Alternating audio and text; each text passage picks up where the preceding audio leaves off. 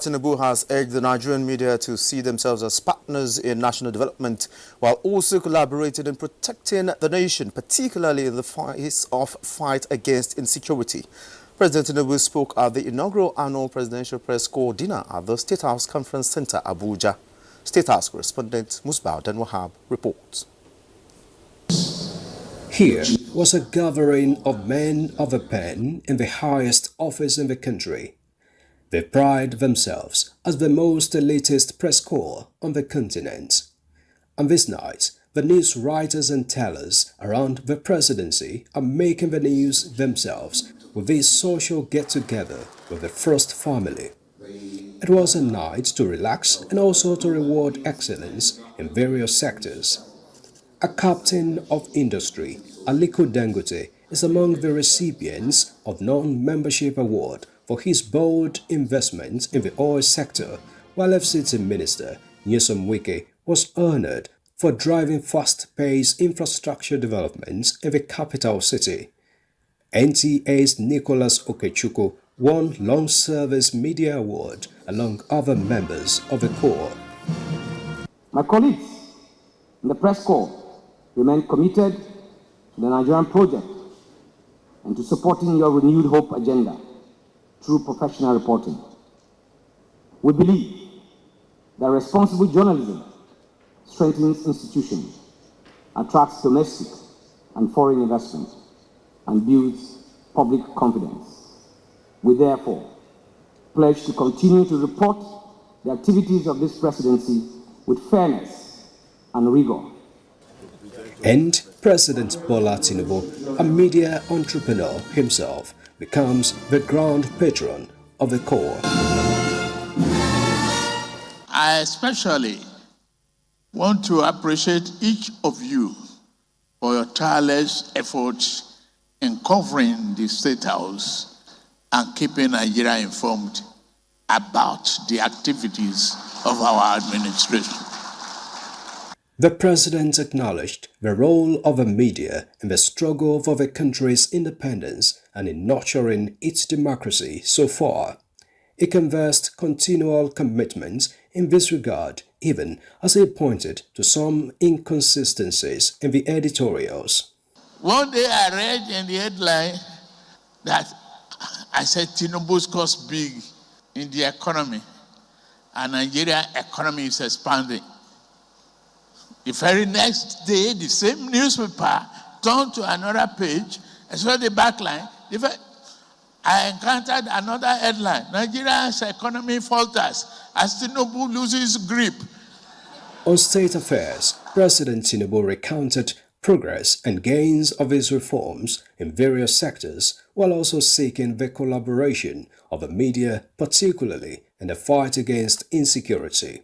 At the time when our nation is tackling security threats, neutralizing thousands of criminal elements, and rescuing hostages, the media should not become amplifier for those who wish to harm us. The media must resist the temptation of becoming megaphones for terrorists and kidnappers. We must protect our nation. Our democracy is a preferred system of government. Why? Because you as pressmen have the opportunity to criticize, to advise, to caution, to warn, and even to insult without having midnight knocks. Let us recommit ourselves to the values that sustain democracy, freedom, responsibility, professionalism, mutual respect, and constructive engagement. The Presidential Press Corps dinner is expected to be an annual event. From the State House, Musbao Dan Wahab, NT News. Our President Bola Ahmed Tinubu has congratulated the Comptroller General of the Nigeria Customs Service, Bashir Adewale Adeniyi, on his unanimous re-election as chairperson of the World Customs Organization Council during the organization's 147th and 148th Council sessions in Brussels. President Tinubu describes the re-election as a historic endorsement of Adeniyi's visionary leadership and Nigeria's growing stature in global customs administration. The president said his recent approval of CGC Adeniyi's tenure extension as Comptroller General of Customs was informed by his conviction that the reform momentum within the Nigeria Customs Service must be sustained. He noted that the overwhelming endorsement by the international customs community validates Adeniyi's leadership in consolidating reforms, strengthening institutional capacity, modernizing customs administration, and positioning the Nigeria Customs Service among the world's leading customs institutions. President Tinubu noted that under Adeniyi's stewardship, the Nigeria Customs Service has recorded significant progress in revenue generation, trade facilitation, anti-smuggling operations, border management, stakeholder engagement, and technology-driven reform. And the Nigerian ambassador to the Kingdom of Saudi Arabia, Dr. Yakubu Gambo, has formally presented a letter of credence to Undersecretary of the Saudi Ministry of Foreign Affairs for Protocol Affairs in Riyadh. The ambassador reaffirmed Nigeria's commitment to bolstering bilateral and multilateral relations with the kingdom. He reiterated Nigeria's dedication to deepening ties with the kingdom and pledged to work assiduously to expand cooperation in alignment with Saudi Arabia's Vision 2030 and Nigeria's own development priorities. He highlighted the mutual benefit that would arise from enhanced collaboration in economic development, cultural exchange, diplomacy, and other strategic areas. In response, Ambassador Abdulmajid bin Rashid Al Samari welcomed the Nigerian envoy and reaffirmed Saudi Arabia's readiness to strengthen partnership with Nigeria across multiple sectors. He pledged full support for Ambassador Gambo's mission and emphasized the importance of the bilateral relationship, particularly in trade, investment, energy, education, security, and the welfare of Nigerian pilgrims and residents in the kingdom. And barely 48 hours after the third batch of 269 Nigerian returnees arrived from South Africa, another batch of 266 are back in the country, making a total of 859 Nigerians so far successfully airlifted back into the country, marking the end of a harrowing ordeal. Joel Bukola reports that the repatriated Nigerians described the intervention of the federal government as timely in view of the renewed intimidation by anti-migrant groups in South Africa.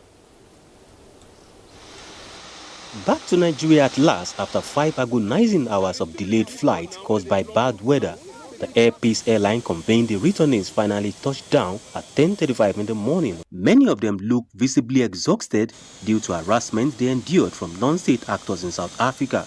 Despite the grueling journey, a profound sense of relief fills the air. Many are simply grateful to have escaped with their lives. We have not been ourselves ever since I went to South Africa. It has been my 12 years in South Africa. Everything has been upside down from day one. We are not safe with the police, we are not safe with the immigration, we are not safe with our landlord, we are not safe with the community. It has been a terrible experience, sir. And then I'm so excited that finally I've landed in my father's land. This is my fatherland. I will always be excited. This home will always be home. This is my home, and I'm here to do great things. I know very well that things will be well. For others, the deep scars of the traumatic experience remain visible on their faces. These returnees have different sad narratives about their experiences in South Africa, but their return to Nigeria is like the light at the end of the tunnel for them. Officials from the Ministry of Foreign Affairs, National Commission for Refugees, Migrants and Internally Displaced Persons, and other agencies were on ground to receive them and facilitate their reintegration to the society. We will profile them, ensure we identify or establish their vulnerabilities, and then of course their skills, if they had skills there, what we can improve on or identify those without skills. So this is not the end of the whole process, it's an ongoing reintegration process. So they're still going to be contacted. That's why after the immigration has cleared them, we'll try to see how we can get the information accurately. The airlifting of the returnees is sponsored by the federal government, while some state governments are also providing financial incentives to help the returnees settle down in their states. In Lagos, Joel Bukola, NTA News.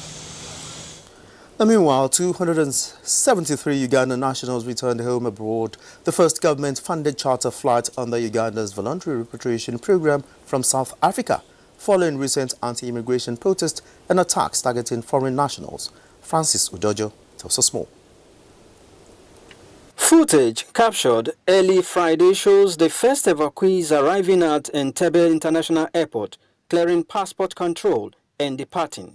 Uganda's acting Minister of Foreign Affairs, Haruna Kasolo, said Uganda decided to take a precautionary step as a result of vigilance-related protests organized by private citizens with coordinated attacks against foreign nationals, especially of African origin. Officials of government said more than 800 Ugandan nationals registered for voluntary repatriation as Kampala continued its evacuation program. Uganda joins Ghana and Nigeria among African countries offering voluntary repatriation to citizens seeking to leave South Africa after an unofficial June 30 deadline for undocumented migrants to leave the country. Reports from the South Africa's security forces say more than 25,000 people have already fled the country. Francis Udojo, NT News. Now talking health, China has sent a second medical team from Beijing to the Democratic Republic of Congo to help the country in its fight against Ebola outbreak. Francis Udojo again tells us more.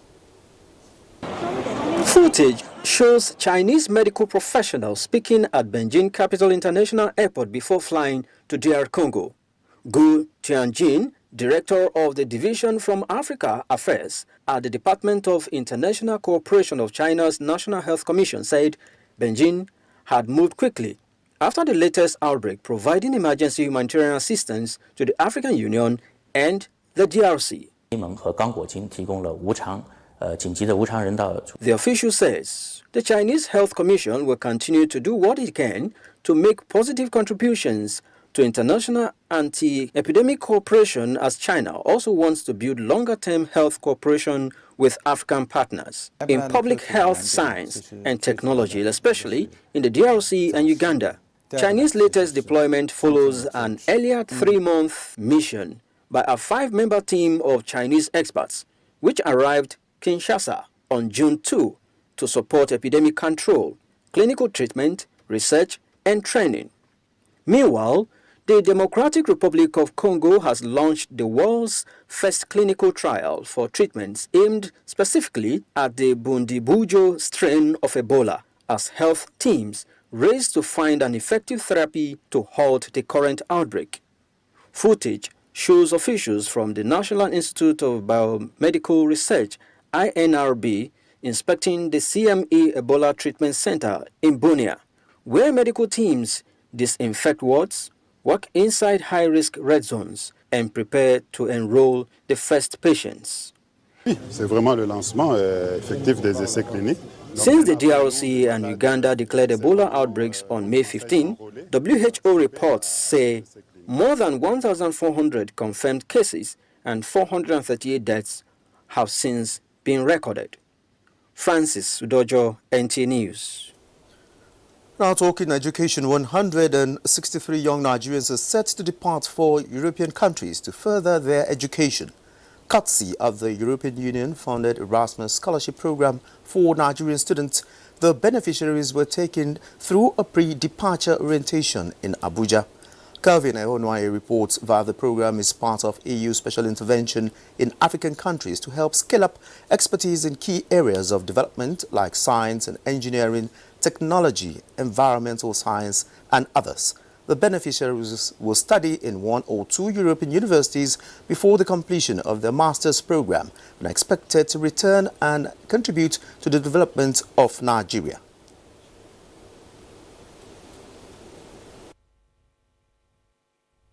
In this Erasmus Plus program, which are less known, there are also possibilities of mobility for scholars, for staff of universities, and there are also programs of capacity building for universities and higher education institutions as a whole, also in partnership with universities in Europe. So in fact it's a global program which is probably the best known initiative by citizens in Europe, initially from the European Union. I got to know about the scholarship program from a friend who introduced me to the program. And to be honest, I applied first, 2024. I made it to the reserve list, but I didn't get the scholarship. And I reapplied by 2025, of which I got the scholarship. And one of the most amazing things about Erasmus Mundus scholarship is that it gives you an opportunity to study in more than one country. Officials from the Federal Ministry of Education and National Universities Commission were in attendance to speak to the students, who also had one-on-one sessions with the officials of partnering European universities to prepare the students for cultural shock. You're watching the news on NTA International. More reports when we return. Thanks for being there. Now let's start from the power sector, where Nigeria's quest to improve electricity access is receiving a boost as the Rural Electrification Agency, in collaboration with the United Nations Development Programme (UNDP), has deployed additional 23 solar mini-grids to communities to power productive agriculture value chain. Joshua Ojito reports that the intervention is under the pilot phase of Africa Mini-Grids Programme. The story of Namu in Plateau State, one of the benefiting communities of the African Mini-Grids Program, is a testament of how electricity is changing lives, powering agricultural production and processing, and boosting rural economies. So far, 23 mini-grids have been deployed to communities across the country, targeting agricultural value chain. The United Nations Development Programme (UNDP) is implementing the program in collaboration with the Rural Electrification Agency to scale up access to electricity. It is by far one of our biggest, most ambitious energy access programs. Electricity now, it's not a social service, and we should not see electricity as social services. Electricity is the fiber of the modern society. The energy transition is about far more than decarbonization. It is about development. For UNDP, this is how we measure success, not simply by the number of mini-grids installed, but by the businesses powered, the livelihood strengthened, the jobs created, and the opportunities unlocked. The unveiling of the program by the Minister of Power, Joseph Tegbe, demonstrates federal government commitment to positioning renewable energy as a catalyst for productivity, investment, and climate-resilient development. Before the end of this year, Nigerians will see visible improvement in electricity delivery. We're fixing the infrastructure. We're building out off-grid assets. For many communities still off the national grid, federal government says the African Mini-Grids Program is seen as a practical step towards inclusive growth and sustainable development. Joshua Ojito, NTA News. And to the judiciary, the admissibility of electronic evidence in the Nigerian courts before the Subsistent Evidence Act 2011 has been a Herculean task for counsel. However, with the provision of Section 84 of the Evidence Act 2011, courts across the country now admit electronic evidence. Dele Atumbi of our judiciary desk reports that for electronic evidence to be admissible in evidence, it must fulfill certain conditions. Electronically generated evidence under the Evidence Act 2004 was inadmissible in the Nigerian courts across the nation. This is as a result of the fact that there was no provision for it under the Nigerian law. However, the rise in the use of information technology in commercial and financial transactions led to electronically generated documents being tendered in courts as evidence. In the case of the Federal Republic of Nigeria versus Fani Kayode, the trial court did not admit computer printout as evidence, and neither did it take judicial notice of it, even though it was relevant to the fact in issue. The intermediate court, in hearing the appeal, permitted the use of the printout as it was duly certified and relevant to the fact in issue. These conflicting court decisions surrounding the admissibility of electronically generated evidence under the Evidence Act 2004 were put to bed when the Evidence Act 2011 was enacted. Section 84 of the Evidence Act permits the use of electronically generated evidence in Nigerian courts. Since law evolves, on 12th June 2023, an Amendment Act on Evidence was signed into law. It is these complexities that prompted a jurist who used to be the Chief Judge of Kogi State and now a Professor of Law, Justice Alaba Omolaye Ajileye, to author a book on electronic evidence. Essentially, the requirements are contained in Section 84. Section 84, 2A to D. It requires the satisfaction of 4 conditions. You are interested in going to the very core, critical areas of our jurisprudence, areas that are very recondite. I want you now to migrate from electronic evidence to what we have today, the Cybercrime Act. The occasion equally witnessed the presentation of Compendium of Cases on Electronic Evidence, Volume 2, and the launch of Justice Alaba Omolaye Ajileye Educational Foundation for Indigent Students. So what I'm cracking my brain about is how do I generate evidence and make it admissible? It's a bit different from what Section 84 and all of that can handle. Because now you talk of a robot. Is robot a human being? The life of Justice Ajileye is a challenge to the nation to return to the Lord. We have sojourned enough in the wilderness of corruption. In one of the decided cases, the Supreme Court established in Kubo versus Dixon that merely tendering computer-generated documents from the bar without establishing this statutory foundation renders the evidence inadmissible. In Abuja, Dele Atumbi, NTA News. And every prescription, surgery and treatment plan begins with a diagnosis, and in many cases, the diagnosis depends on a laboratory result. As Nigeria advances health sector reforms, key players are of the view that stronger regulation of medical laboratories is essential to protect patients and improve quality of care. Uche Ugochukwu reports that stakeholders in medical laboratory science are charting a course and repositioning the profession.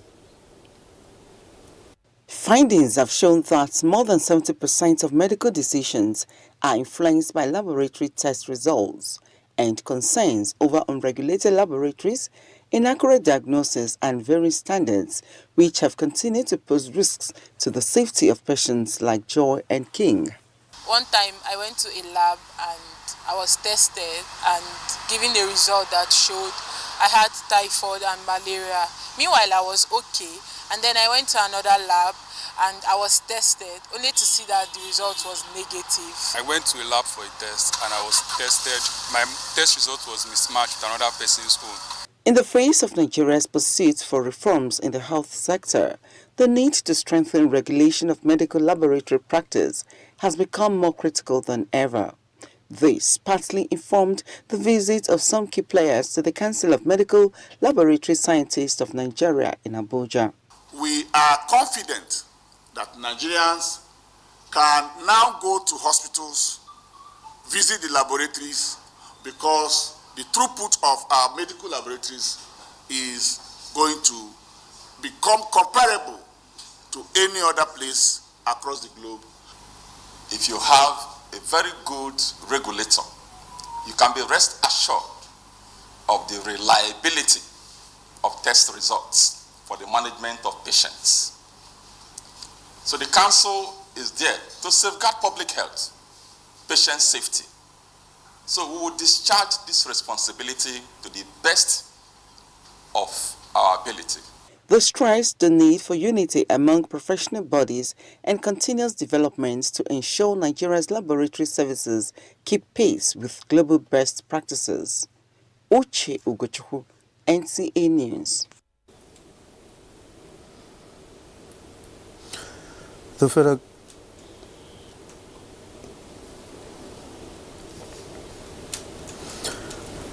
The National Boundary Commission reaffirms its commitment to the peaceful resolution of the Abia-Anambra interstate boundary disputes, as both states recorded significant progress in efforts to complete the delineation of their common boundary.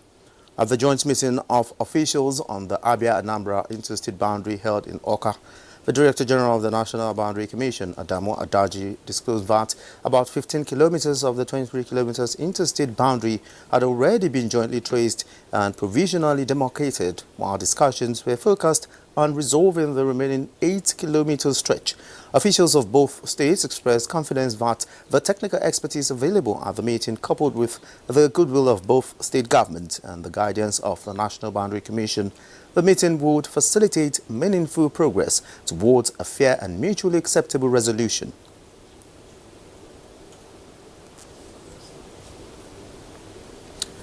And that's it on the news on NTA International. Many thanks for being a part of it. I am Olajide Bedlo and my sign language interpreter has been Hannah Olayinka.